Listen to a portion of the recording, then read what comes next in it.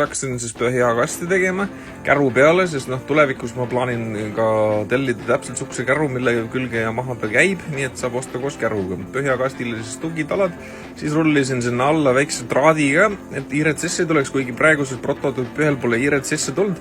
Siis panin nurgad paika ja tasapisi siis ka ülemise ringi nii-öelda, et siis ülemised talad. Ja siis hakkasin panema katused nii-öelda kesktala, et see, mis siis kuhu peale siis see viil läheb nii-öelda. Siis ma avastasin, et ma pidin ju siin teistsugused tegema need otsad, et vahetasin välja, panin kõrgemad talad, sest siin tuleb loft kõrgem sellel prototüüp 2. Ja siis hakkas seinatalade panemine, need panin paika, neid oli natuke tüütu panna, sest et tuleb neid nii-öelda lõikekohti lõigata. Ühel ilusel päeval panin aknad ka paika ning olidki talad enam-vähem paigas lõpuks.